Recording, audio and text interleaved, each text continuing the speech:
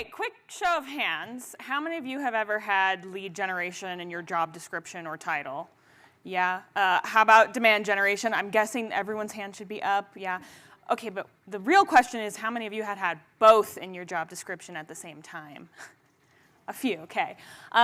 I often wonder what my college economics professors would think of this term demand generation. Is demand a thing we can create? It's funny, we've talked a lot about ABM and intent. We'll get into a lot of that in my talk as well. And none of that is really creating demand that didn't exist previously. It's capturing demand, right? So suffice it to say, a mix of terms in this job function.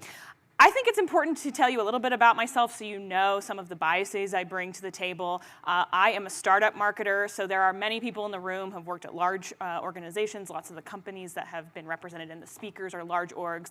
But my background is in startups, which is a little bit of a different game. I have worked at 5 startups full time, the 3 recent ones in the cybersecurity industry, including Endor Labs and Jupiter One, which we'll be talking about today. And my journey is probably familiar to a lot of you, going from a copywriter to content marketing, then lead generation, all things all the time, and finally into demand gen, which begs the question, what is demand gen actually? And if I asked 5 of you, I'd probably get 5 different answers, but here's mine. So lead generation to me is this game of bribing people for their email address, right? We're going to get your email address by any means possible and relentlessly email you until you hopefully relent. A lot of these tactics may seem familiar, the dreaded MQL. If you've ever heard build me an engine, that's what I think of as traditional lead generation. Versus demand gen, which is showing up where your audience already is, making sure they know who you are and what you do so that when they're ready to buy, they come to you first.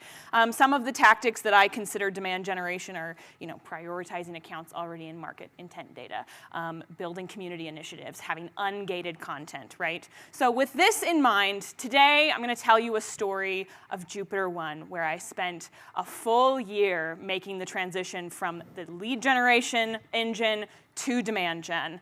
We're going to talk about specifically what we changed, why we changed it, how long it took, a year plus, and where we ended up by the end. But before we get into that, what happened? MQL's tanked. This is a good thing. We'll talk about why. Demo requests up and to the right. This continued long after I had access to screenshot the report, by the way, but the people coming to actually talk to Jupiter One continued to increase. That's what we want to see. So we start in January of 2023. This was the snapshot of the funnel. And I titled this Something's Gotta Change. If you're familiar with funnel economics, yeah, pretty painful.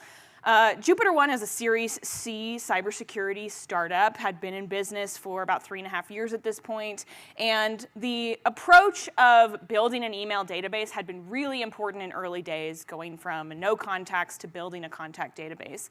But when I got involved, these economics were not going to move the business forward because the sheer amount of leads we would have needed in the top were bigger than the total addressable market. Where does that leave you? By February of that year, we had a new vice president of marketing, so fresh blood, an acknowledgement that something had to change, and we were off to the races because by March, we ended up with a 98-page deck looking like this. Now, never in my life have I presented a 98-page deck ever, and that was not the point of this. The point of this exercise, for me, was this one slide, focusing on helping the business understand that everything they had ever done in demand gen and digital marketing that had focused so heavily on email addresses and capturing them with white papers, research reports, books, even really good ones, had to change. And so the first thing I will say about this slide in particular is that it was important to level set on needing both quick wins and also to start things that we knew would take more time to pay off. Which leads to just the first little tip. It's really important if you're going to do any type of change management to really do your homework and demonstrate it. So back to 98-page deck of terror, being able to preview it like this and say, hey, if you've got a question, I probably have thought of it, immensely helpful, even though we spent the majority of our time on a couple of slides. So that's where we began. So the biggest thing that we had to change right off the bat was the model.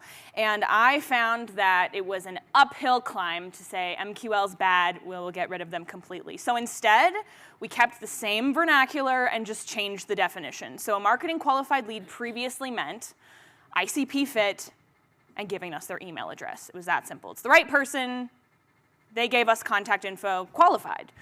This changed pretty dramatically, which led to, obviously, the dip we saw before. So now a marketing qualified lead was anyone who had ICP fit, but also suggested purchase intent through their behavior. So by the time I handed an MQL to an SDR, they should be in market based off their behavior. And I think it's important to say, even as someone who's very anti-MQL, it's okay to start with a small step in the right direction. For us, it was not focusing on changing the entire model, the entire process, but just focusing on quality over quantity, which led us to April, 6 Sense implementation. And I know what some of you are thinking, because I sat at that table in the back where we talked about intent tools. I see some of the eye rolling and the groaning from 6 Sense. So first, I think we should pause and talk about ABX platforms generally. It's important to recognize that 6 Sense, demand-based, Terminus, they're all based on essentially the same technology at the core, which is based on cookies and reverse IP tracking. So they have limitations. And in my industry, which is cybersecurity, they tend to have even more limitations because we have a savvy buying base that knows how to block all of that stuff. But it still is useful directionally under one specific circumstance, and that is if you focus on the program over the technology. A lot of times, intent conversations focus on which tool do I use and not on what does intent mean and how do I define it. So the exercise that I like and wish that we had started with earlier on at JupyterOne is mapping out what intent looks like completely in a technology agnostic way. So for example, if someone fills out a demo request form, they're interested in buying. That's an easy one. But maybe we take webinars. Webinars, it depends on the content, right? You can have a top-of-funnel webinar where simply wanting to show up and learn about what open source software security is not a sign that you're in market to buy.